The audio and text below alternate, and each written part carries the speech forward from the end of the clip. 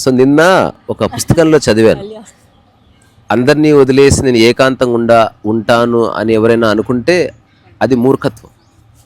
ఎందుకంటే అది ఎప్పటికీ జరగదు. అందరి మధ్యనే ఉన్నప్పటికీ నీకు ఏకాంతం తెలుస్తలేదనుకో, అది అజ్ఞానం, అమాయకత్వం. అది ఎంతమంది మధ్యనున్న ఏకాంతం పోకపోతే నీ జ్ఞానంలో ఉన్నట్టు లెక్క. అందుకని మనం ఒక మనిషిని కోపం వస్తే నాకు నువ్వు అక్కర్లేదు, నిన్ను వదిలేసి వెళ్ళిపోతాను అని చెప్పినప్పటికీ నువ్వు ఫిజికల్గా వదిలేసిపోతున్నావు తప్ప ఆలోచనలన్నింటినీ తీసుకొనే పోతున్నావు. అందుకని నువ్వు ఎక్కడికి వెళ్ళినా ఆలోచనలు నేను ఇబ్బంది పెడుతూనే ఉంటాయి. నువ్వు వదిలేయవలసింది మనిషిని కాదు, ఆ మనిషి తాలూకా ఆలోచనలు. ఇంతే, ఇంతకు మించి ఏమీ లేనే లేదు. కానీ నువ్వు నెక్స్ట్ అడిగింది ఎట్లా అని. ఫస్ట్ ఆఫ్ ఆల్ ఏ మనిషి గురించి ఒక అభిప్రాయం ఏర్పరచుకోకూడదు, అక్కడ పడుతుంది బీజం. ఇప్పుడు మా ఆయన మంచివాడు, అదే భవిష్యత్తులో బాధ పెట్టబోతుంది. దానికంటే మంచి ఉత్తమం ఏంటంటే ఈరోజు నాకు మంచిగా అనిపించాడు, రేపటి సంగతి తెలీదు, అంటే డోర్ ఓపెన్ చేసి పెట్టు. రేపు నాకు మంచిగా అనిపించలేదు, స్టిల్ డోర్ ఓపెన్ చేసి పెట్టు, ఎల్లుండి మళ్ళీ మంచిగా అనిపించవచ్చు. సేమ్ చెట్టు అదే చెప్తుంది కదా. ఇప్పుడు పూలు వచ్చాయి, ఎప్పుడు అలా ఉంటాయని కాదు, ఎల్లుండి ఉండవు. అలాగని ఎప్పటికీ ఉండవని కాదు, మళ్ళీ ఎల్లుండి వస్తాయి. సో మనసు కూడా అట్లా ఫ్రెష్గా ఉంచుకోగలిగితే ఈ ప్రాబ్లం ఉండదు. కానీ అంత ఆషామాషి కాదు. కానీ ఇనిషియల్ డేస్లో ఇది ఎవరికైనా చెప్తే, నేను అట్లీస్ట్ ఒక 100 మందికి చాలా ఎర్లీ ఏజ్లో ఇది చెప్పున్నాను 2009 తర్వాత. అందులో మా అన్న పిల్లలు, మా అక్క పిల్లలు కూడా ఉన్నారు. పెద్దవాళ్ళకి అర్థం కాలే, చిన్నపిల్లలకు చాలా బాగా అర్థమైంది. ఒక కుక్క చూసినట్టు ఫ్రెష్గా నన్ను చూడండి, నేను మిమ్మల్ని అట్లాగే చూస్తాను. ఇదే ధ్యానం. అప్పుడు ఒక మనిషితో ఉంటే హాయిగా ఉంటుంది. ఒక మనిషి మాట్లాడినప్పుడు ఊరికే విను, ప్రతిదాన్ని అర్థం చేసుకోవాల్సిన అవసరం లేదు, తర్కించవలసిన అవసరం లేదు. ఇప్పుడు ఒక సముద్రపు ఒడ్డుకి వెళితే ఆ సముద్రపు శబ్దం వింటాం, కానీ మనం దాని గురించి ఏమి ఆలోచిస్తలేము. అట్లా మనిషి మాట్లాడే శబ్దాలను విను, దాన్ని తీసుకోకు. ఇప్పుడు సముద్రం ఉష్ అంటే తిడుతుంది నన్ను అనుకోం కదా, అట్లా ఎవడన్నా అన్నాడు అనుకో, ఓహో అతనికి ఆ తిట్లొచ్చు అని తెలుసుకోవాలి తప్ప అది మనల్ని అన్నారని మనం అనుకోకూడదు. కష్టం అంటే మనం ఒక వ్యక్తికి అధిక ప్రాధాన్యత ఇచ్చి అట్లా ఇరుక్కుపోతాం. అంతే అంతే అంతే, అంతకుమించి ఏమీ లేదు.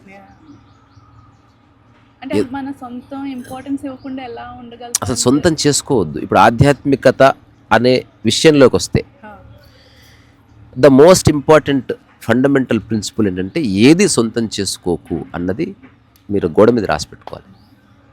ఏది అంటే ఏదైనా, అది మనిషి ఇంకంతే. మనిషి ఉన్నవి 4: నీవు, నీ ఎదురుగున్న మనిషి, నీ ఎదురుగున్న వస్తువు, నువ్వు పట్టుకున్న సిద్ధాంతం లేదా సాంప్రదాయం. ఈ 4 మనిషి అవుతున్నాడు. 3 బయట ఉన్నాయి, 4వది నీవైనవు అనమాట. ఒక మనిషి అందరినీ వదిలేయచ్చు, కానీ వాడున్నాడు, వాడిని వాడు ఎట్లా వదిలేసుకుంటాడు? వాడికి ఏదో ఆలోచన ఉంది, వాడికి ఏదో బాధ ఉంది, అదైతే బాధిస్తుంది కదా. వేరే వాళ్ళ సమస్యలు లేవు, కానీ తన సమస్యలకు కూడా తనకు చాలా ఉంటాయి. సో అందుకని ఈ 4ని సొంతం చేసుకోవద్దు.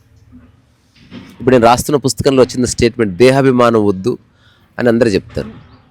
అది అంత ఆర్డినరీ స్టేట్మెంట్ కాదు. దేహాభిమానం వద్దు అంటే నీ బాడీతో అటాచ్మెంట్ వద్దు అంటే, అప్పటికే ఈ భూమి మీద ఉన్న అన్ని అటాచ్మెంట్స్ పడిపోయి ఉండాలి. నువ్వు అన్ని అటాచ్మెంట్స్ పెట్టుకొని, ఇప్పుడు నా మొగుడంటే నాకు ఇష్టం కానీ నేను ఆధ్యాత్మిక సాధన చేస్తున్నా, నాకు దేహం, అట్లా కుదరదు. అది 100% రాంగ్ అది. అందుకని ఏదన్నా మనం ఒక కథ చెప్పినప్పుడు దేర్ ఫోర్ అంటాం. దేర్ ఫోర్ రాజుకి ఇట్లా అయింది, తర్వాత మొత్తం ఒక విషయం అంతా చెప్పి దేర్ ఫోర్ అని చెప్తాం. అందువల్ల తీర్పిచ్చినప్పుడు అంతా చదివి, అందువల్ల ఇతనికి ఉరిశిక్ష వేయడమైనది. సో ఆ ఉరిశిక్ష వేయడం అన్నది ఒక ఐసోలేటెడ్ స్టేట్మెంట్ కాదు, దానికి ఇంత కథ అంతుంది. సో దేహాభిమానం వదిలేసుకుంటే మనిషికి ఏ ఏ విషయాలతో అటాచ్మెంట్ ఉందో, వస్తువు పట్ల ఉంది, ఫ్రిడ్జ్తో ఉంది, కారుతో ఉంది, ఆశతో ఉంది, పిల్లలతో ఉంది, తనకు నచ్చిన పాటతో ఉంది, సెలబ్రిటీతో ఉంది, వేటితోనే అటాచ్మెంట్స్ ఉన్నాయి. ఈ అటాచ్మెంట్స్ ఎక్కడెక్కడ ఉన్నాయో అవి పోయినప్పుడు కానీ, వాటి విఘాతం కలిగినప్పుడు కానీ బాధ అవుతుంది. అది నువ్వు కావాలని కాదు, నాది అనుకున్నప్పుడు దాన్ని ఎవరైనా ముట్టుకుంటే బాధ అవుతుంది. నీది నాది అని లేనప్పుడు ఎవరు ఏదనుకున్నా బాధ లేదు, బాధ అయితే ఉండదు. సో ఇప్పుడు నీకు ఒక వ్యక్తిగతంగా అంటే వ్యక్తిగత అటాచ్మెంట్స్ వేరు మళ్ళీ. నీకు ఫ్రిడ్జ్తో ఉండొచ్చు, ఆమె కూలర్తో ఉండొచ్చు అదే ఇంట్లో, లేదా అందరికి ఫ్రిడ్జ్తో ఉండొచ్చు, మళ్ళీ కొట్లాడుకోవచ్చు. అప్పుడు ఎవరు ఫ్రిడ్జ్లు వాళ్ళకి వస్తాయి, అంతే కదా, ఎవరి గదులు వాళ్ళకి వచ్చి. ఎందుకంటే అందరూ కలిసి ఉండలేము. మనం కలిసి దూరంగా ఉండటానికి ఉన్నాం తప్ప కలిసి ఉండడం అనేది లేదు. ఇప్పుడు దేహాభిమానం వద్దు అంటే అన్ని అటాచ్మెంట్స్ పడిపోయాయి. ఇప్పుడు చివరి అటాచ్మెంట్ ఏంది, నీ బాడీతో నీకున్నది. అందుకని అప్పుడు అది అర్థమవుతుంది. అంటే ఇన్ని అటాచ్మెంట్స్ని వదిలేసుకోగలిగిన ఒక మానసిక పరిపక్వతలో నీ ప్రయత్నం లేకుండా దేహాభిమానం పడిపోతుందని చెప్పడానికి దేహాభిమానం వద్దన్నారు. దేహాభిమానాన్ని నువ్వు ప్రయత్నం వల్ల వదిలేసుకోలేవు. ఇక్కడ ప్రయత్నం చేసిన భావన మిగులుతుంది, మళ్ళీ అదెట్లా ఎవరు వదిలేసుకుంటారు. అందుకని ఈ ఆధ్యాత్మిక పరమైన స్టేట్మెంట్స్ అన్నీ ఆ చివరి స్టేట్మెంట్స్, దాని కింద చాలా కథ ఉంది. అందుకని ఏది సొంతం చేసుకోకు అన్నది కూడా చివరి స్టేట్మెంట్. అది పిన్నకిల్ ఆఫ్ స్పిరిచువాలిటీ. సొంతం చేసుకోవడం అనే థాట్ ఎట్లా వచ్చిందన్నది ఎంక్వైరీ స్టార్ట్ అవుతుంది అన్నట్టు. ఏదైనా మర్డర్ జరిగితే ఇన్వెస్టిగేషన్ చేస్తారు కదా, ఒక చిన్న బ్లడ్ స్టెయిన్ ఉంది, అక్కడి నుంచి ల్యాబ్కి వెళ్తారు. అప్పుడు రిపోర్ట్ వచ్చింది, అది మనిషిది కాదు కుక్కదని తెలిసింది. ఇప్పుడు ఆ కుక్క ఎక్కడుంది అని వెతుకుతారు, ఆ కుక్క దగ్గర ఏదో ఉంది. అట్లా వెళ్తే ఒకరి మీద అనుమానం వచ్చింది. అట్లా లాగగా అసలు విషయం ఏదో తెలిసింది. అట్లా ఏది సొంతం చేసుకోకని ప్రణవానంద చెప్పినప్పుడు అలా చెప్పడం వెనుక కారణం ఏంది? నువ్వు దేన్ని సొంతం చేసుకోలేవని చెప్తున్నాడు. ఏది సొంతం చేసుకోవద్దంటే సొంతం చేసుకోవద్దని కాదు, సొంతము దేన్ని చేసుకోలేవని దాని అర్థం. అటాచ్మెంట్ వద్దు అంటే అసలు అటాచ్మెంట్ లేదని అర్థం. ఓన్లీ థాట్గానే అటాచ్మెంట్ ఉంటుంది. ఎవడు ఫ్రిడ్జ్ని పట్టుకొని పడుకోడుగా, బాడీకే అటాచ్మెంట్స్ లేవు. సరిగ్గా చూస్తే ఉన్న అటాచ్మెంట్స్ అన్నీ మనసుకే. అందుకని దేన్ని సొంతం చేసుకోదు, మీరు అన్నది అదే. అలాగే తప్పకుండా సెలవు. సో దేన్ని సొంతం చేసుకోకుండా అన్నిటినీ అనుభవించడం, ఇంకా దానికి ఒక పదం జోడించాలి, అన్నిటినీ సగౌరవంగా అనుభవించడం ఆధ్యాత్మికత. ఇప్పుడు ఎవరైనా ఆధ్యాత్మికవేత్త అని చెప్పినప్పుడు అతను ఏదైనా సొంతం చేసుకున్నాడా, అతను ఆధ్యాత్మికత కాకుండా ఇంకేదో చేస్తున్నాడని అర్థం చేసుకోవాలి మనం, అంతే. ఇప్పుడు ఎవరన్నా ఈ ఆశ్రమం మాదే అంటే దాంతో అటాచ్మెంట్ అతనికి ఉంటే, ఆ గురువుగారు ఎంత పెద్దవాడైనా అతనికి ఆధ్యాత్మికతలో లేడు, ఆధ్యాత్మికత పేరు మీద వ్యాపారంలో ఉన్నాడు ఆయన, తప్పేమి కాదు. ఆ స్పష్టత మనకు ఉండాలి. ఇప్పుడు నేను చెప్తున్నా, నేను ఏది సొంతం చేసుకోలేదు, ఇంక్లూడింగ్ దిస్ పార్క్ కావచ్చు, నేను కొన్న ఇల్లు కావచ్చు, అది అవసరార్థం మాత్రమే ఉన్నాయి. ఒకవేళ అవన్నీ వెళ్ళిపోయినా ఇట్లాగే కూర్చొని హాయిగా పని చేసుకొని, నా దగ్గర డబ్బు ఉండదు కాబట్టి ఇది అయిపోగానే ఏదో డబ్బు సంపాదించే ప్రయత్నం చేస్తాను.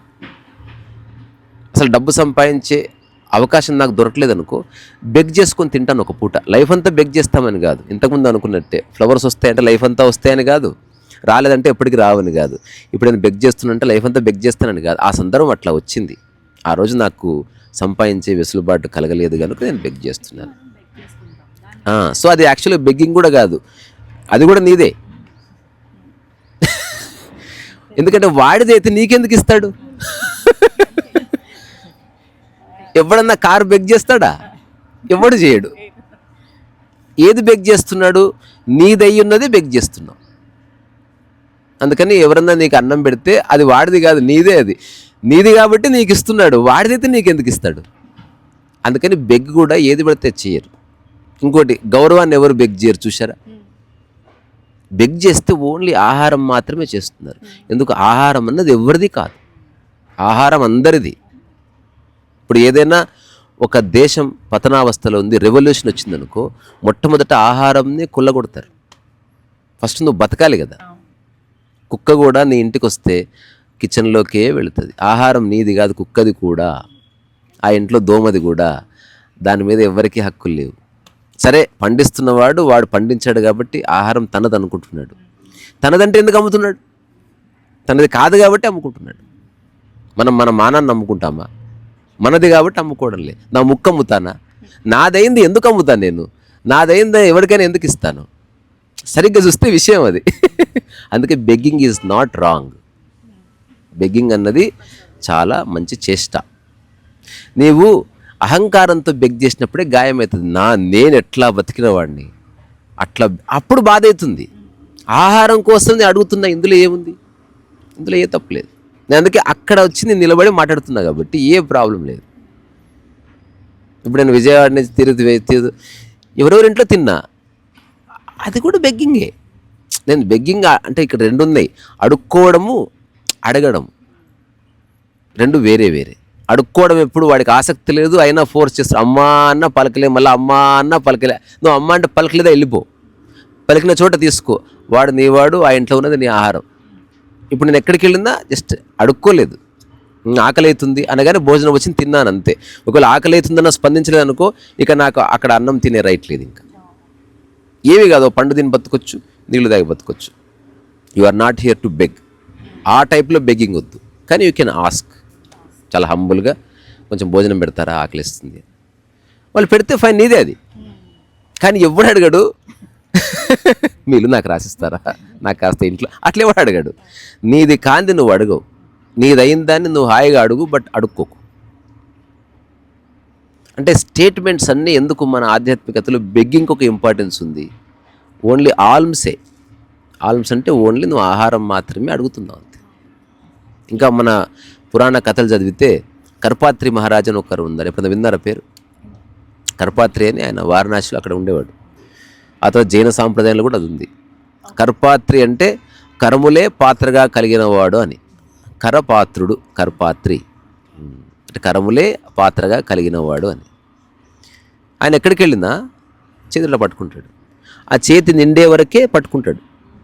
ఆ తర్వాత ఇట్లా తినేసి మళ్ళీ చేయి పెడితే నీళ్లు పోస్తే తాగేసి, ఆ తర్వాత చేతులు కడుక్కొని మొహానికి రాసుకొని వచ్చేస్తాడు. కంచం కూడా అక్కర్లేదు నువ్వు బతకడానికి. అంటే అట్మోస్ట్ సింప్లిఫికేషన్. మళ్ళా అతను రాసిన వర్క్ చూస్తే దిమ్మ తిరిగిపోతుంది. మంచిగా ప్లేట్లలో భారీగా తింటూ ఏం బీకట్లేదు ఎవడు. అతను జస్ట్ బెగ్ చేసుకొని, అంటే తన పని వంట వండుకోవాల్సిన పని కాదు, తను కూరగాయలు తెచ్చి వంట వండుకొని ఆహారానికి తన సమయాన్ని వెచ్చించాలొచ్చు కనుక్కోలే. అతని సమయాన్ని వేరే వాళ్ళ జీవితాలను వెలిగించడానికి ఉపయోగించుకున్నాడు. రెండోది, తన ఆహారం తన ఇంట్లో కాదు చాలా ఇంట్లో ఉంది అని తెలుసుకున్నాడు. నేను కూడా తెలుసుకున్నది. నేను 2009కి ముందు ఒక ప్రయోగం చేశాను, ఎవరికి చెప్పకుండా చేశాను అనమాట.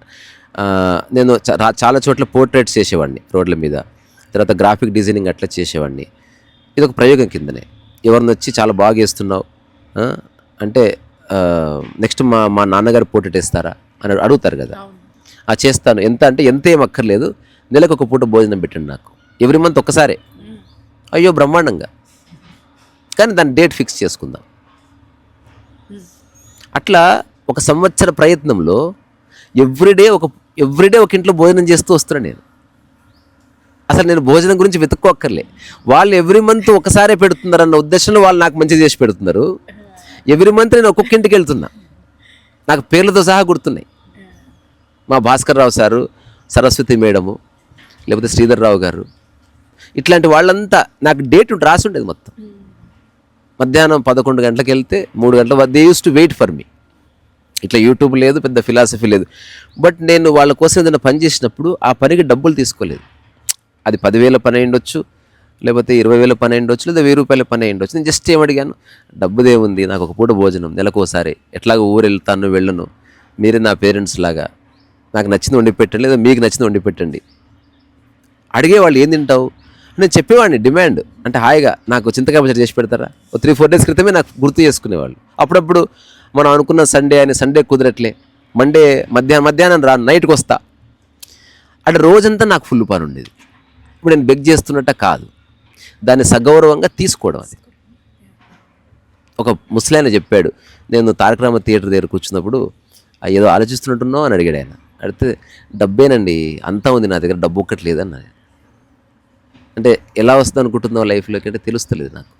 ఎందుకంటే మాకు ఆస్తి లేదు, నా ఫ్రెండ్స్కి ఆస్తి లేదు, డబ్బు ఉన్నవాళ్ళు కాదు, లేకపోతే కొన్ని ఇండస్ట్రీలో లేకపోతే ఒక ఉద్యోగం ఇచ్చేవాళ్ళు ఎవరు లేరు, ఎక్కడన్నా పోయి పని చేద్దామంటే ఒక బండి లేదు, మంచిగా మాట్లాడదామంటే భాష రాదు. చిన్నప్పటి నుంచి అట్లా గడిచిపోయింది ఊర్లో. ఇప్పుడు ఏం చేయాలో తెలుస్తలేదు. కానీ డబ్బు లేకుండా బతుకుదామంటే సాయంత్రం కల్లా నాకు 100 రూపాయలు కావాలి, భోజనం చేయాలి కదా, అదేమో ఎవడియ్యడు. ఎట్లా ఇదక్కడ అర్థం, ఇదొక్క కీ ఓపెన్ అవుతలేదు. మిగతా అంతా బాగుంది, నాకు ఎవరి మీద ద్వేషం లేదు, కోపం లేదు, సాధించాలని లేదు. బట్ నాకు ఆకలి ఉందిగా, నేను ఒక రూమ్లో ఉండాలి, నాకు రెంట్ కట్టాలిగా, నా కమ్యూనికేషన్ కోసం మా అమ్మ ఫోన్ చేస్తే ఫోన్ లేపాలిగా, ఎట్లా చూసుకున్నా నాకు నెలకు 5,000 కావాలి, లీస్ట్ అనమాట. అది ఎట్లా నాకు నెలంతా పని చేద్దామంటే నాకు మనస్కరించడం లేదు. నేను నెలంతా పని చేశాను అనుకో, లైఫ్ అంతా 5,000 గాడినే అవుతాను. ఇంకా లైఫ్లో ఎప్పటికి డబ్బు రాదు. ఈ చిన్నది నాకు అర్థం కాక ఏం చేయాలి అర్థం కాక రోడ్డు మీద కూర్చున్నా. నువ్వు ఎవడో కూడా నాకు తెలియదు, నువ్వు అడిగితే నీకు చెప్తున్నా నేను అంటే ఆయన చెప్పాడు, భుజం మీద చేసి ఎంత డబ్బులు ఉన్నాయో జోబులో ప్రస్తుతం అని అడిగాడు ఆయన. అంటే 20 రూపాయలు దాకా ఉన్నాయని. పట్టి దాపి దుప్పా నాకు నా దగ్గర డబ్బులేవు మరి.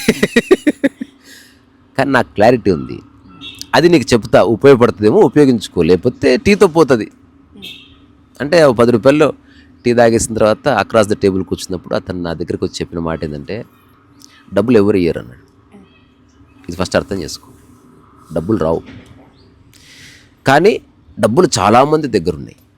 ఇది కూడా అర్థం చేసుకో. And they really want to give, నీకు ఇవ్వడానికి సిద్ధంగా ఉన్నారు, కానీ నీకు అర్హత ఉండేటట్టు నువ్వు మార్చుకో. అప్పుడు వాడే ఇలా బెండ్ అవుతాడు, వాడి జోబులో ఉన్న డబ్బు నీకు కనబడేలా చూస్తాడు. నువ్వు తీసుకుంటే నాకు సంతోషం అంటాడు. అప్పుడు నువ్వు మొత్తం తీసుకొని అందులో ఒక నోటు తీసుకొని మిగతా అట్లా పడేసావు అనుకో, అది కళ్ళకు అదుకుంటాడు. ఇదంతా జరగాలంటే నువ్వు ఫస్ట్ డబ్బు గురించి ఆలోచించడం మాని నువ్వు జీవితాన్ని అర్థం చేసుకునే పనిలో పడు. డబ్బు ఖచ్చితంగా ఉంది, వస్తుంది. నువ్వు దానికోసం కష్టపడడం మాత్రం వల్ల డబ్బులు రాదు. కష్టపడితే డబ్బు వచ్చిందనుకో, డబ్బు వస్తుంది, నీ కుటుంబ సభ్యులు అనుభవిస్తారు, నువ్వు అనుభవించలేవు. చాలామంది సంపాదిస్తారు, కుటుంబ సభ్యులే అనుభవిస్తారు కార్లు బంగ్లాలంతా. వాడు పోతాడు, పండుకుంటాడు, వస్తాడు, వాడు వస్తాడు అనమాట. అందుకని నీవు అనుభవించాలి, నీ చుట్టూ ఉన్న వాళ్ళు అనుభవించాలంటే ఫస్ట్ అండర్స్టాండ్ దట్ డబ్బు ఉంది సమాజంలో. వాళ్ళు ఎదురు చూస్తున్నారు ఒక సరైన వ్యక్తి వస్తే ఇద్దామని. ఆ సరైన వ్యక్తివి నువ్వు అవ్వాలి. ఇలా అన్నది నీకే కాలం చెప్తుంది. ఆ తర్వాతి రోజుల్లో ఐ కేమ్ టు నో, నిష్కామ కర్మ కనుక నువ్వు చేస్తే, నీ స్వార్థం కోసం నువ్వు చేయడం లేదని ఎదుటి వ్యక్తి గుర్తించిన క్షణము అతను తన యొక్క జోబ్ ఓపెన్ చేస్తాడు. నువ్వు తీసుకోకు, కానీ హీ ఓపెన్స్ ఇట్. అతను తన ఇల్లు ఓపెన్ చేస్తాడు, ఇల్లు ఉపయోగించుకోకు. అట్లాగే అతని దగ్గర ఆహారం ఇస్తాడు, అంతా తినకు. అతనికి బట్టలు ఇస్తాడు, ఎవరికైనా పని చేయి. ఇది కనుక నువ్వు నీలో అతని కనబడినప్పుడు ఎవరైతే, ఇప్పుడు నేను వైజాగ్ ట్రిప్లో ఎగ్జాక్ట్లీ ఇది ఎక్స్పీరియన్స్ చేసిన. ఎవరెవరో వాళ్ళ ద్వారాలు ఓపెన్ చేశారు, నేను ఇల్లు మూలకు కూర్చున్నాను. ఆ ఇంట్లో ఉన్న వస్తువులను చూసి ఆశ్చర్యపోతే మంచి ఇల్లు కట్టుకున్నారని చెప్పలేదు. ఇల్లు ఇల్లే, పెద్ద ప్యాలెస్ అయినా అదే, మామూలు గుడిసైనా ఇల్లే. ఏ వస్తువులను చూసి ఆశ్చర్యపోలేదు, నాకు వస్తువుల మీద ఆసక్తి లేదు. నేను వెళ్ళిన పని ఏమిటో అది చేసుకున్నాను, ఇంత భోజనం చేశాను, జస్ట్ ఎంత నిమిత్త మాత్రతో వెళ్ళాను అంతే నిమిత్త మాత్రతో బయటకు వచ్చాను. మళ్ళీ చెప్పాను, ఒకవేళ వస్తే ఆహారము తప్ప నాకు ఇంకేం అక్కర్లేదు. ఒకవేళ అది కూడా వద్దనుకుంటే ఊరికే వస్తాను, అది కూడా అక్కర్లేదనుకుంటే రోడ్డు మీద కలుద్దాం. అది కూడా వద్దనుకుంటే నువ్వు నీ దగ్గర ఉండు, నా దగ్గర ఉంటా, ఏం ప్రాబ్లం లేదు. ఇది అందరికీ చెప్పాను, నన్ను ఎవ్వరు ఇబ్బంది పెట్టలే. అసలు ఎవరు మామూలుగా అయితే ఆతిథ్యం అనేది ఒకటి ఉంటుంది కదా, అసలు ఆతిథ్యాన్ని బొంద పెట్టేసింది నేను. అసలు అంటే నేను ముందే చెప్పిన, నన్ను విస్మరిస్తే మీ ఇంటికి వస్తా. నన్ను పట్టించుకొని మీరు ఏదైనా చేస్తాం అనుకోండి, ఇన్వైట్ సంబడి ఎల్స్. అది నా డ్యూటీ అది కాదు. అంటే మీరు రాగానే కుర్చీ వేయడం, లేకపోతే అట్లా చేయడం, పరిగెత్తుకొని నీళ్ళు తెచ్చేయడం, ఇదంతా మీనింగ్లెస్. అది మీ పని మీరు చేసుకోండి, నా పని నేను చేసుకుంటా. ఆ రోజులో ఒక హాఫ్ అన్ అవర్ కూర్చుందాం, మాట్లాడుకుందాం, భోజనం చేద్దాం. ఆ తర్వాత మళ్ళీ మీ పని మీరు చేసుకోండి, నా పని నేను చేసుకుంటా. నేను మీ ఇంటికి వస్తే నా పని డిస్టర్బ్ అవ్వకూడదు. నేను వేసే పెయింటింగ్ కావచ్చు, నేను రాసుకునే రాత కావచ్చు, నా యోగా కావచ్చు, నా ఇంట్లో ఉన్నట్టే నేను ఉండాలి. రెండోది, నా ఇంట్లో కూడా నేను ఏవి ముట్టుకోకుండానే ఉన్నాను కాబట్టి మీ ఇంట్లో కూడా అట్లాగే ఉంటాను. నేను మా ఇంట్లో కాబట్టి అన్నీ ఉపయోగిస్తాను, మీ ఇల్లు కాబట్టి ఇది ముట్టుకొని అట్లా కాదు. నాకు ఏ వస్తువుల మీద ఆసక్తి లేదు.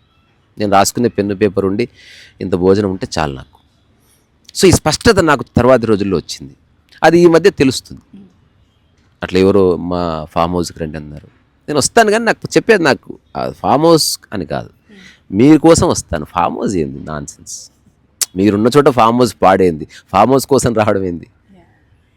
నీలో విషయం ఉంటే నువ్వు శ్మశానంలో ఉన్నా వస్తాను. నీలో విషయం లేదు, నాకు వద్దురా స్వామి, నువ్వు నాకు టైం వేస్ట్. సో ఈ చిన్న స్పష్టత అన్నది మనకు జీవితం ఇస్తుంది. ఏదైనా కమింగ్ బ్యాక్ టు మీరు అడిగిందంటే, మీరు ఫస్ట్ అన్నది బాగుంది. అన్నీ ఉన్నాయి కదా, చెప్పండి ఒకసారి. అదేదో అన్నీ ఉన్నాయి కానీ మనశ్శాంతి అది కొంచెం, అది అయితే ఆ లోటు ఉంది. హ్యాపీనెస్ ఎక్కడో మిస్ అవుతున్నాను నేనైతే. అది లింక్ పెడితే హ్యాపీనెస్ పోతుంది. ఇప్పుడు చిన్న ప్రశ్న అడుగుతా, ఆన్సర్ చేయండి. ఇది అందరికి తెలిసిందే కానీ మనం గమనించలేదు. ఇప్పుడు తిరుపతి వెంకన్న గర్భగుడిలో వెంకన్న స్వామి పవిత్రంగా ఉన్నాడు కదా. పవిత్రంగా ఉండడం అంటే ఆ, అదే పవిత్రత అంటే ఎవ్వరూ దాన్ని ముట్టుకోని కారణంగా అది పవిత్రంగా. సో నీ మనసు పవిత్రంగా ఉండాలంటే అంతే. ఇప్పుడు పతివ్రత అంటే ఏంది? వేరే వాడిని ముట్టుకోపోవడం అంతే. ఇంతకు మించి ఏమైనా అర్థం ఉందా అసలు? మరి మనసుతో ముట్టుకుంటే వేరే వాడిని ముట్టుకోవట్లే ఒక ఆవిడ, కానీ మనసుతో ఇంకొకరితో ఉన్నట్టు తన అనుభూతి పవిత్రత పోయినట్టే. ఫిజికల్గా పోలే, మానసికంగా పోయి. ఎలా అనేది నా క్వశ్చన్. లైక్ బేసికల్లీ అది అర్థమవుతుంది, అర్థమైంది. అది ఆచరించడం అనేది నాకు ఇది ఆచరించేది అర్థం చేసుకోవడమే. అంటే ఈ భూమి మీద నువ్వు ఒక్కదానివే ఉన్నావు అన్న ఒక స్పృహ కలిగి ఉండే. ఎప్పుడు always remember this, you are always alone. తర్వాత నీ చిరునవ్వుకి కారణాలు అక్కర్లేదు. నీ గౌరవం ఒకరిచ్చేది కాదు.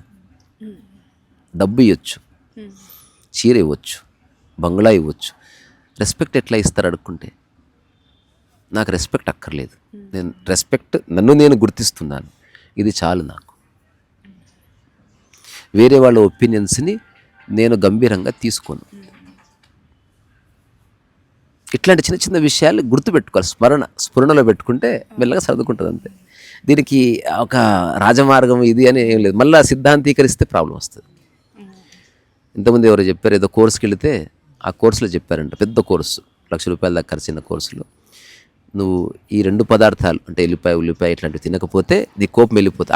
ఆమె వెళ్ళిందే కోపాన్ని పోగొట్టుకోవడానికి. అక్కడికి వెళితే చెప్పింది ఇది తినకపోతే కోపం ఆగిపోతుందని. నేను జాయిన్ అయ్యాను, 10 years అయింది, కోపం ఏం పోలేదని చెప్పింది. మన కోపానికి వెళ్ళిపోయాను బలి చేయడం ఏంది అసలు? నాన్సెన్స్. సో మన సమస్యలకు కారణం మనమే. శారీరక సమస్యలకు కారణం వేరే ఉండొచ్చు ఒక్కొక్కసారి. ఇప్పుడు ఒక ఫ్లోరైడ్ ఉన్న ఏరియాలో ఉంటే కాళ్ళు వంకర్లు పోతాయి, ఫ్లోరైడ్ కారణం.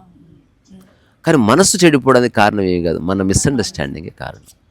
అట్లా అది మనం ఏం చేస్తాం, ఎప్పుడు అవుట్వర్డ్లీగానే చూస్తాం విషయాన్ని. వాళ్ళు కారణం, వీళ్ళు కారణం, మా అత్తమ్మ కారణం, మా మామ కారణం, నా దరిద్రం కారణం, నా బీదరికం. అసలు అవేవి కాదు, మైండ్కి అయితే కావు. ఆ దరిద్రం వల్ల ఆకలి తీరడం లేదు, అది కారణం. నేను బక్కగా పడడానికి కారణం ఆహారం లేదు నాకు, అది కారణం. కానీ నా ఆనందానికి సంబంధం లేదు, నా ఈజ్ ఆఫ్ లైఫ్కి సంబంధం లేదు. అందుకని మీరు హ్యాపీనెస్ అన్నది లింక్ పెట్టడం వల్ల పోతుంది అంతే. లింక్ చేయకండి. ఇప్పుడు ఎగ్జాంపుల్, ఇప్పుడు నా ప్రయాణంలో నా దగ్గరికి మీరు వచ్చారు, ఎవరో వస్తారు, నేను వాళ్ళతో లింక్ చేసుకోవట్లేదు. అది బాగా నచ్చింది. చేసుకోకపోవడం వల్ల నేను ఎప్పుడు విముక్తిలోనే ఉన్నాను. మీరున్నా మీ సమక్షంలో విముక్తిలో ఉన్నా, మీరు పోయినా విముక్తిలోనే ఉంటాను నేను. అలాగని మిమ్మల్ని నో చెప్పట్లే, మాట్లాడుకుంటే బాగుందిగా. కానీ it doesn't mean that it is going to continue. ఇదే చివరి మీటింగ్ అయినా పర్వాలే, ఎందుకంటే భవిష్యత్తుకి లింక్ చేయకూడదు. హ్యాపీనెస్ ఎప్పుడు పోతుంది? When you link it to the future. ఏదో ఎక్స్పెక్టేషన్ ఏదో తోడైనప్పుడు ప్రాబ్లం అవుతుంది. ఆహా, మైండ్కి సంబంధం ఉంది. అంటే if there is no mind, there is no experience. ఇప్పుడు ఉదాహరణకు నిద్రలో నవ్వుతావా నువ్వేమన్నా? నిద్రలో ఆనందంగా ఉంటావా? బ్లిస్ ఉంటుందా? తాండవం ఉంటుందా? చప్పట్లు ఉన్నాయా? కేరింతలు ఉన్నాయా? ఎగ్జైట్మెంట్ ఉందా? నిద్రలో ఏమి లేవుగా. మెలకువలో అట్లా ఉండడమే జీవితం యాక్చువల్లీ. నీ నిజంగా జీవితం అర్థమైతే ఎగ్జైట్మెంట్ ఉండదు, భావోద్వేగం ఉండదు, ఏముండదు. ఇంకా చెప్పాలంటే ఏ ఫీలింగ్ ఉండదు. ఇంకా చెప్పాలంటే నిర్విషయ భావరహిత స్థితి జీవితం. Always same, always. అంటే నీ వయసుతో any situation you deal with it. జరగవచ్చు, జరగకపోవచ్చు. బాధ ఎక్కడి నుంచి వచ్చింది? ఇది చాలా స్ట్రేంజెస్ట్ థింగ్ అనమాట. ఇప్పుడు ఏదైనా సందర్భం వచ్చింది, నువ్వు సరి చేసి ట్రై చేసావు, సరి అవ్వలేదు, అయితే దానికి బాధ ఎట్లా వచ్చింది అనేది పాయింట్. బాధ ఎప్పుడు ఉండదు. నువ్వు చేయవలసింది సరి చేశాను, సరి కాలేదని చెప్తావు అంతే. సరి కాలేదు అందువల్ల నాకు స్టార్ట్ అయింది అంటే చెప్పారండి మీరు. ఆ నిమిషాన్ని మీరు బాధపడటం కరెక్టే, బట్ తలుచుకుని బాధపడటం చెప్పారు. అది కూడా లైక్ బేసిక్ అంటే తలుచుకునేంత సమయం ఉందా అసలు? అంటే వర్క్ లేకపోవటం వల్ల. వర్క్ లేదు అంటే ఈ జీవితానికి ఏదైతే ఆధారభూతమైన ఒక కర్మ ఉందో అది ఇంకా టచ్ కాలే. అన్నీ యాక్సిడెంటల్ కర్మాస్లో వచ్చాం. పెళ్ళయింది, యాక్సిడెంటల్గా జరిగింది. పిల్లలు, సంసారం యాక్సిడెంట్గా జరిగితే హఠాత్తుగా యాక్సిడెంట్ పిల్లలు వచ్చారు, యాక్సిడెంటల్గా పెరిగారు.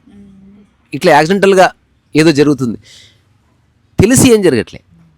సో తెలుసుకుంటే ఇట్లా ఉంటుంది. అంటే ఏది ఉన్నా లేకపోయినా నేనున్నాను అన్నది అల్టిమేట్ స్ఫురణ అన్నట్టు. నేనున్నాను, బాగున్నాను లేదు, బాగుండకపోవడం లేదు, నేనున్నాను. అది అభావ స్థితి అన్నమాట. ఇది ప్రకృతి స్థితి. అన్ని జంతువులు అన్ని, ఇప్పుడు అడవిలో ఒక చిన్న ప్రాణి ఉంటుంది, అది ఏదో ఒక తీసుకుంటా ఉంటుంది, తీసుకుంటూ ఇట్లా తీసుకుంటూ తన పనిలో తాను ఉంటుంది. పని అయిపోయిందా ఊరికే. It is not meditating, it is just staying without thinking అంతే. ఎగ్జిస్టెన్స్లో థింకింగే లేదు. థింకింగ్ ఉందా? ఉంది. పని గురించి ఉంది, ఆ పని గురించి ఉంది. అంట్లు కడిగితే అంట్లు ఎలా కడగాలో థింక్ చేయి. కానీ అంట్లు కడుగుతూ మా పిల్లలు అంటే అయిపోయాయి, నువ్వు అంట్లు కడగట్లే, ఇది చేయట్లే, అది చేయట్లే. అంటే ఇదేమంత పెద్ద విషయం కాదు, కానీ కొన్నిసార్లు చర్చిస్తేనే స్పష్టత వస్తుందని మనం మాట్లాడుతూ ఉన్నాం అన్నమాట. అంటే మాటి మాటికి ఇది బియ్యం జరిగినట్టు చెరుగుతూ ఉండాలి. చెరుగుతున్న కొద్దీ దుమ్ము వస్తుంది. ఎంత జరిగితే అంత దుమ్ము. మనం చాలా చోట్ల ఇక చాలా ఆపుతాం తప్ప దుమ్ము పోలేదు. ఇక లావోత్సు ఒక మాట చెప్తాడు. తావో తే చింగ్లో కూడా దాని యొక్క ప్రస్తావన వేరే విధంగా ఉంటుంది. అదేంటంటే, నువ్వు టమాటా కూర చేయాలంటే టమాటా కావాలి కదా, అలాగని నేరుగా చేయలేం, దాన్ని నేరుగా చేయలేం. టమాటాలు వేసి చేయలేం, టమాటా తరిగి చేయాలి. తరగాలంటే చాకు కావాలి, ఆ చాకు షార్ప్ ఉండాలి, ఎలా తరగాలో తెలియాలి, లేకపోతే చేయి దిగుతుంది. ఇప్పుడు టమాటా ఉంది, ఎలా తరగాలో తెలుసు, మంచి చాకు కూడా ఉంది, ఇది అందరి దగ్గర ఉంది. తరగడం స్టార్ట్ అయింది, ఎక్కడ ఆపాలో కూడా తెలియాలి, లేకపోతే టమాటా కనబడదు. టమాటా కూర కావాలంటే టమాటా మొత్తం తరగకూడదు, టమాటా కొంచెం తరిగితేనే టమాటా కూర ఉంది. నువ్వు తరుగుతూ పోతే టమాటా ఉండదు. సాధన కూడా ఒక చోట ఆపాలి, ఓ నిర్ణయానికి వచ్చి జీవించడం మొదలుపెట్టాలి. ఇంకా నిరంతర సాధన అన్నది అబద్ధం. ఒక మనిషిని అర్థం చేసుకునే ప్రక్రియ ఒక దగ్గరకు వచ్చి ఆపేసేయాలి. ఇంకా అర్థమైంది ఏదో ఇంతే, నిరంతరం నువ్వు గల్లంత అయిపోతావు. అప్పుడు నెక్స్ట్ ఇంకా తరుగుతూ పోతున్నావు తర్వాత ఇంత దాన్ని తరిగావు, ఇంకా పెద్ద చాకు తెచ్చి ఇంకా తరిగావు, కూర ఎప్పుడు చేస్తావు? సో నువ్వు ఆలోచిస్తూ పోతే, ఒక వ్యక్తిని అర్థం చేసుకుంటూ పోతే నువ్వు ఎప్పుడు జీవిస్తావు? అసలు జీవించాలంటే ఆలోచించే ప్రక్రియకి చుక్క పట్టాల్సిందే. సాధనకి ఫుల్ స్టాప్ పెడితేనే ప్రయాణం ఉంటుంది. ఆలోచిస్తూ ఉన్నాం అనుకోండి, ఏమీ చేయకుండా అయిపోతుంది. ఇప్పుడు మనిషి ఖాళీ సమయంలో ఏం చేస్తే ఆలోచిస్తూ కూర్చుంటున్నాడు. Never think. ఖాళీ కూర్చోగలిగితేనే నిజంగా కూర్చోవడం. అది అదర్వైజ్ ఆలోచన నడుస్తూ ఉంది, ఒక టర్మాయిల్ నడుస్తూ ఉంటుంది. అసలు ఏందెందో ఆలోచిస్తారు, ఉక్కిరి బిక్కిరి అయిపోతారు, ఒక ఉద్వేగం వచ్చేస్తుంది. ఆ పని పెద్ద పనిగా, చిన్న పని. ఇప్పుడు వచ్చి ఇదంతా ఊడ్చా నేను, ఇది ఊడ్చకపోయినా ఏమి కాదు, గవర్నమెంట్ది. కానీ ఎందుకు అంటే, నువ్వు ఆ పని చేస్తూ ఉండాలి, ఆ పనికి తగ్గ ఆలోచనలు చేయి, మైండ్ అప్పుడు షార్ప్ అవుతుంది. ఆ పనిని మొక్కుబడిగా చేయకు, సంసారం చేసినట్టు. ఆ పనిలో ఎలాంటి చీపురు వాడితే బాగుంటుంది, ఈజీగా నడుము నొప్పి లేకుండా ఎట్లా ఊడ్చొచ్చు, ఇంకేదైనా ప్రక్రియ ఉందా? ఎగ్జాంపుల్, మొన్న ఒక ఆలోచన వచ్చి ఇక్కడికి వచ్చాను నేను, వైజాగ్ వెళ్ళే గంట ముందు. ఇట్లా రోజు ఊడుస్తున్నాం కదా, నాకు హఠాత్తుగా ఆలోచన వచ్చింది, అసలు ఊడవకూడదు ఇది. ఒక అట్ట తీసుకొచ్చి ఇట్లా అంటే కొట్టుకుపోతా ఉంది, అటు ఇట్లా అంటే అయిపోయింది. అంటే నేను ఊడవడంలో కంటే 10% ఎనర్జీతో బ్యూటిఫుల్ క్లీన్ అయిపోయింది అసలు. అగో దానికి ఊడవడం ఎందుకు అసలు? ఇట్లంటే వెళ్ళిపోగా చూడు, ఇట్లంటే వెళ్ళిపోతుంది. కొంత చెత్త మిగిలితే మిగలని, ఇంటే ఎలాగూ చెత్త లేదు, పార్క్లో లేకపోతే ఎట్లా? అది పార్క్ అందం అట్లా. సో ఆలోచనలు అందం, ఉండాల్సిన ఉండని, దాన్ని ఒక మంచికి, ఒక సమాజ ఉద్ధరణకి, ఒక వ్యక్తి యొక్క డెవలప్మెంట్కి ఉపయోగిద్దాం. కానీ మనం బాధపడటానికి, ఒకరిని బ్లేమ్ చేయడానికి, ద్వేషించడానికి ఎందుకు ఆలోచన ఉపయోగించుకోవడం? కత్తిని టమాటాలు తరగడం వరకు ఓకే, మెడ దగ్గర తెచ్చుకోకు, ఇట్ బికమ్స్ వెరీ డేంజర్. మళ్ళీ ఎప్పుడు వెళ్తున్నారు మీరు ఊరికి? మీరుండేది ఎక్కడ? రావులపాలెం. అక్కడ అక్కడ. అది కోసున్నారు అని రావులపాలెం పక్కనే. అచ్చా, నేను రావులపాలెం బాగుంది, నేను మళ్ళీ వస్తాను, జనవరిలో వస్తాను. ఎప్పుడైనా జనవరి డేట్ తెలియదు కానీ ఖచ్చితంగా రావాలనుకుంటున్నా. నేను పుస్తకం రాయడానికి ప్రయాణాన్ని ఒక మాధ్యమంగా పెట్టుకోవాలని ఒక ఆలోచన అనిపించింది. నేను ఇంట్లో కంటే కూడా ప్రయాణంలో చాలా బాగా రాసే బుక్. ఎలా రాశానంటే ఎక్కడ కారు ఆపినా బుక్ రాయడం మొదలుపెట్టిన, ఎక్కడ భోజనం అయిపోగానే బుక్ రాశాను, అందరూ మాట్లాడుకుంటే బుక్ రాశాను, బాత్రూమ్కి వెళ్ళి తీసుకొని బుక్ రాశాను. Always I'm writing. అలాగని పెద్ద రాస్తున్నట్టు ఏమీ లేదు, మామూలుగా మన కళ్ళతో చూస్తున్నట్టు చేతితో రాశాను అంతే. అది ఆల్మోస్ట్ ఒక సగం బుక్ పూర్తి చేసిన ఈ 8-9 రోజులు. ఎంత రాశానో. అట్లా రకరకాల చిన్న చిన్న తేలిక, అంటే ఎంతకని మాట్లాడతాం. అట్లీస్ట్ భవిష్యత్తులో 100 సంవత్సరాల తర్వాత అన్నా ఎవడన్నా చదవకపోడు. నా ప్రయత్నం అంతా. ఏమమ్మా వస్తున్నా, పోయి తిందాం. లేదు ఒక 2 minutes ఉంది కదా భోజనం. సో ఏదో చెప్తున్నా, ఎవరికో ఒకరికి అది ఉంటుంది కదా. అడవిలో ఉన్న చింత చెట్టు మామిడి చెట్టు ఎవడో ఒకటి తెంపుకొని తింటాడు. పుస్తకం అక్షరం కూడా అట్లాంటిది, ఎవడో ఒకడు దాన్ని పట్టుకుంటాడు. అందులో సత్యం ఉండాలి, స్వార్థం లేదు. ఇప్పుడు నేను రాసే దాంట్లో వ్యక్తిగత స్వార్థం అంటే దాన్ని అమ్మితే వచ్చే 200 స్వార్థం అనే పెద్ద మాట అక్కర్లేదు. అది నా జీవిక, నేను తినాలి కాబట్టి.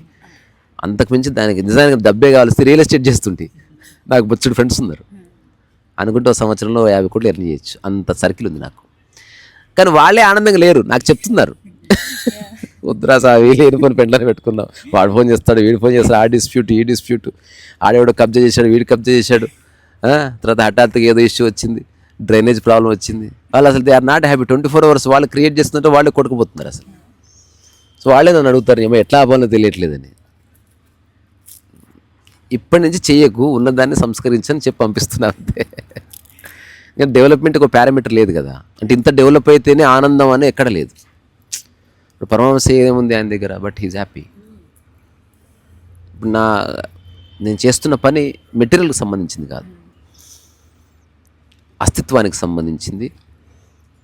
కార్యకారణాలకి అంటే కాజ్ అండ్ ఎఫెక్ట్కి అతీతంగా మనిషి జీవితం ఉంటే గనక అప్పుడు ఆ స్థితిని మనం జీవితకాలం అనుభవించవచ్చు. నీ చిరునవ్వుకి కారణం ఉందా, చిరునవ్వు తప్పకుండా పోతుంది. అందుకే జెన్లో సతోరి అని ఒక పదం ఉంటుంది, a laughter which has no reason అని చెప్తారు. ఒక జెన్ మాస్టర్ హ్యాపీ ఉన్నాడు, ఒక్కడే ఉన్నాడు. అతను ఎవరో అడిగారంట ఎందుకు ఇంత హ్యాపీగా ఉన్నారంటే, ఈరోజు ఎప్పుడు రాలే భలే హ్యాపీ అనిపించింది అన్నాడు. తర్వాత అంటే కారణమే లేదు, అరే వర్షం వచ్చింది ఈరోజు అంటే పెద్ద కారణాలు ఏమీ లేవు, ఈరోజు ఏమీ చేయలే అసలు భలే అనిపించింది. అంటే ఆల్వేస్ యు ఆర్ బ్లిస్ఫుల్. చిన్నపిల్లలు ఎట్లుంటారు, చిన్న బొమ్మ తీసుకుని ఆడుకుంటూ ఉంటారు అట్లా. ఇప్పుడు నేను కొంతవరకు చేస్తున్నది అదే. శారీరకంగా పెద్దగా చిన్నగా ఉండొచ్చు, మనసు చాలా చిన్న పసిపిల్లల మనసు ఎట్లుంటుందో అట్లా. అంటే ఏది పట్టుకోకుండా అన్నీ చేస్తూ అల్లరి చేస్తూ ఆడుతూ పాడుతూ కావలసింది తీసుకుంటూ మన దగ్గర ఉన్న షేర్ చేస్తూ, అయినప్పటికీ ఎవరి మీద కోపం లేదు, ద్వేషం లేదు, సాధించలేదు, కోల్పోయేది లేదు.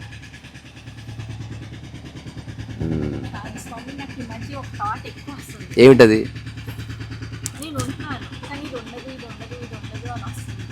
ఓకే అనుకో, ఆ థాట్ కాదు, ట్రుత్ అది, నిజం అది, ఎలాగూ ఉండదుగా. నువ్వు దానికి ఇంకా దానికి ఆన్సర్ ఇయ్యలే, అవును ఉండదు, నెక్స్ట్ అయిపోయా అంతే. ఓకే అను, అయిపోయింది బాధ కదా. ఏది ఉండదు, స్థూలమైనది ఏది ఉండదు, సూక్ష్మమైనది ఏది ఎక్కడికి పోదు. అది క్లియర్, అది థాట్ కాదు, సత్యం అది. ఇప్పుడు నాకు ఆకలి అవుతుంది అనుకోవాల్సిన అవసరం అవుతుంది, ఎలాగో దాని కోర్ అదే, వద్దనకూడదు దాన్ని. అంటే భయం అనమాట, మనకు మరణం అంటే భయం.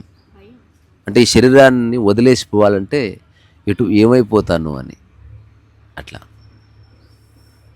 ఇప్పుడు ఒకసారి లిబరేషన్ ఎట్లా వస్తుందంటే, పతంగి ఎగరేస్తున్నప్పుడు ఎవరో వచ్చి చాలా నాకు పతంగి ఎక్కువ దూరం ఎగిరేయాలని, నేను ఎంతెంత పెద్ద పతంగులు తయారు చేసేవాడిని అంటే ఈ 4 బండ్లంత పెద్ద సైజు పతంగులు తయారు చేసేవాడిని నేను. దానికి ఇంత పెద్ద బద్ద కట్టి మన పురికోసం ఉంటుంది కదా, దాంతో ఎగిరేసేవాడిని. అందరు పిచ్చివాడిగా చూసేవారు నన్ను. నేను ఎందుకు అట్లా ఎగిరేస్తున్నా ఎవరికి తెలియదు. చాలా దూరం ఎగిరేసేవాడిని. అప్పుడు ఆ పెద్ద పతంగి ఇంత చిన్నగా కనబడేది. అప్పుడు కొన్నిసార్లు నాకు పతంగి కనిపించేది కాదు, దారం మాత్రమే తెలిసేది. ఒక ఫ్రెండ్ వచ్చి అన్నాడు, నిజంగా ఇంత కష్టపడి పతంగి తయారు చేసావు, దాన్ని గాల్లో ఎగిరేసావు, ఇంత దారం వదిలేసావు, ఇప్పుడు తీయపోతే చాలా బాధ అవుతుంది కదా అంటే, అట్లేం లేదు అని వదిలేసాను. పట్టుకోవడాన్ని, దాని రియల్ మీనింగ్ పట్టుకోవడం కాదు, ఆస్వాదించడం. శరీరాన్ని ఆస్వాదించి పట్టుకోకు, దాన్ని యూజ్ ఇట్. దాంట్లో ఇరుక్కోకు, దాంట్లో బందీవై ఉండకు. నువ్వు బట్టలు వేసుకున్నావు, నేను వేసుకున్నా, జైల్లో ఒక ఖైదీ కూడా వేసుకున్నాడు, ఆ ఖైదీకి బట్టలు ఇరుక్కున్నట్టు అనిపిస్తుంది. అట్లా ఉండొద్దు మన బాడీ. నేను బట్టలు ఫ్రీగా ఉన్నా, బట్టలు ఇరుక్కొని లేను. అదే ఒక లాయర్ బట్టలు ఇరుక్కుంటాడు, ఒక ఎస్ఐ బట్టలు ఇరుక్కున్నాడు. అటు నీ బాడీలో ఇరుక్కున్నావా, బాడీని ఉపయోగించుకుంటున్నావా అన్నది జవాబు కావాలి. అప్పుడు బాడీని ఉపయోగించుకున్నాను స్పష్టత నీకుందనుకో, ఉపయోగించుకునేది ఇంకేదో వస్తుంది లైఫ్లోకి, బాడీ కాకుండా. దాన్ని ఉపయోగించుకుందువు కానీ ఇరుక్కున్నావు అనుకో, వదిలేయాలంటే భయం వేస్తుంది. అందుకని నీకు వచ్చింది థాట్ కాదు, సత్యం అది. నాకు వచ్చింది అవునని చెప్పాను, వెళ్ళిపోయింది అది. అవును కదా. అదే సినిమా డైలాగ్ ఉంటుంది, ఎల్లకాలం ఇక్కడే ఇలాగే ఉండిపోం గోపాలం అని డైలాగ్ ఉంటుంది. అట్లా you should take it easy. ఏమీ కాదు. ఇంకా ఆలోచన వదిలేస్తే, శరీర ధర్మాన్ని జస్ట్ ఇంటాక్ట్గా పెట్టుకొని పనిచేసావు అనుకో, నువ్వు ఎన్నేళ్ళు బతికావు అన్నది కూడా థాట్ తీసేసి. అసలు ఎప్పుడు వయసును గుర్తు చేసుకోవద్దు. మీరు కూడా వర్క్ చేస్తూ ఉంటే బాడీ దానికి తగ్గట్టు ట్యూన్ చేసుకుంటుంది. నా వయసు అయిపోయింది అన్నవా, బాడీ మెల్లగా రెడీ అవుతుంది పోవడానికి. ఇంకా వాడికి వయసు అయిపోయిందంటే దానికి పర్లేదనే కదా. అందుకని జెన్లో చెప్తారు, యవ్వనంలో అస్సలు కదలకు, ముసలిగైన తర్వాత అస్సలు ఆగకు. ఏజ్ పెరుగుతున్న కొద్ది వర్క్ ఎక్కువ చేయి, తక్కువ నిద్రపో, అసలు రెస్ట్ ఇవ్వకు బాడీకి. Keep it alive. దాన్ని తీసుకొని పో నీతో పాటు. యవ్వనంలో అది ఎగిరి గంతులు వేస్తూ ఉంటుంది, దాన్ని కూర్చోబెట్టు. దానికి ఇప్పుడు గర్వం అనమాట, బాగా బల్బు, దానికి కూర్చోబెట్టు. అవును. ఇప్పుడు నేను లేదు అట్లా అనుకోవద్దు.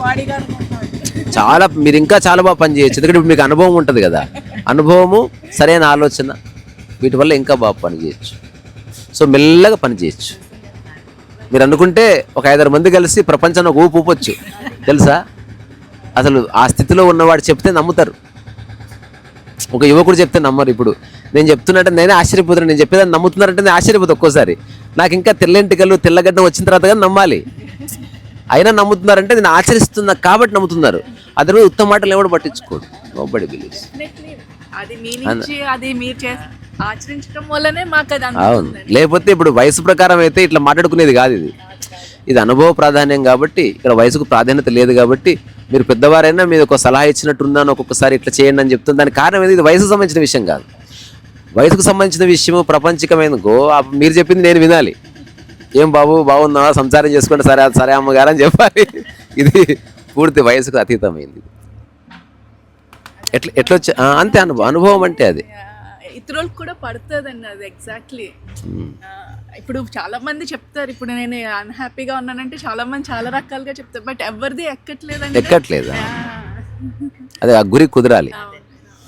రెండోది, రకరకాల చోట్ల మళ్ళా ఇరికించే కార్యక్రమం ఉంటుంది.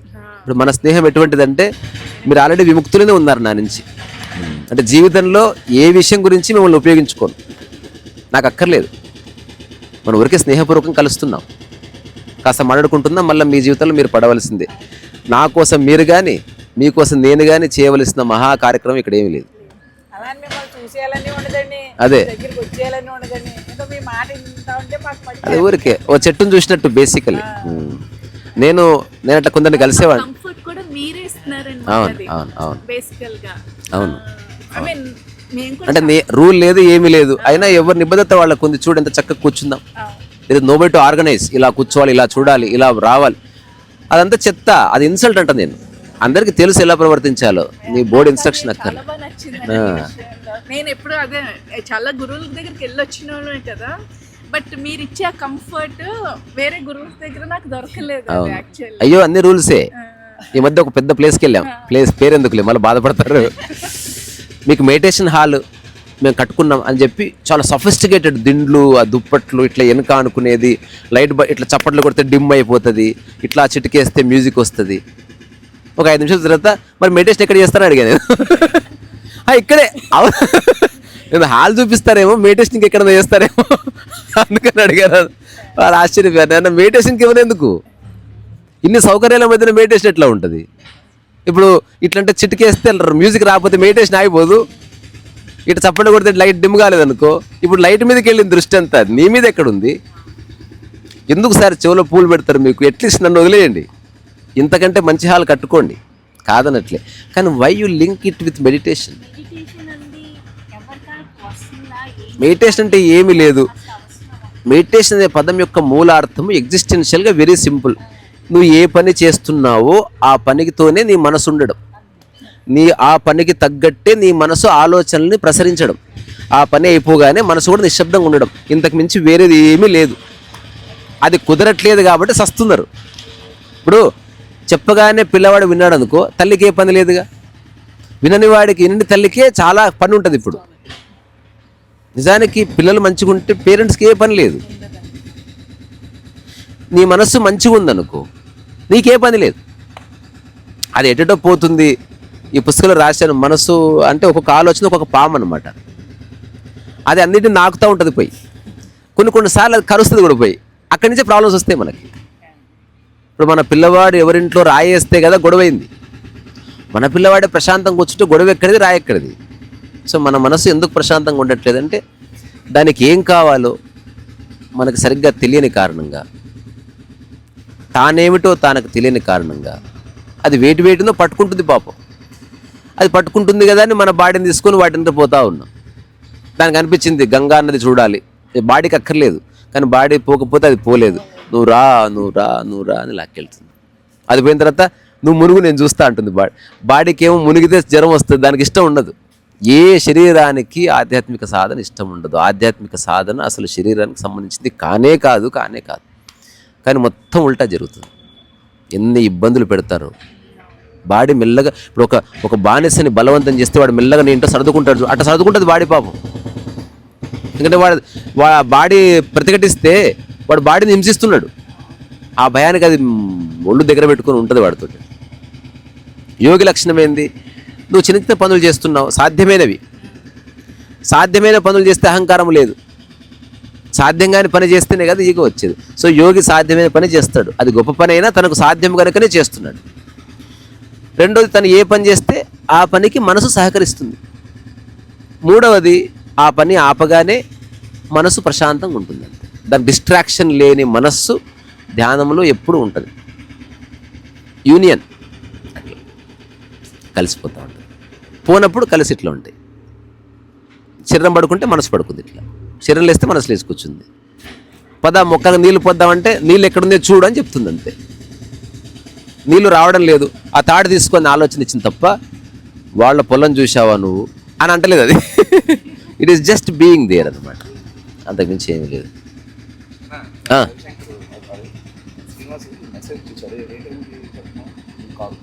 ఇప్పుడే ఒక 1/2 అవర్లో.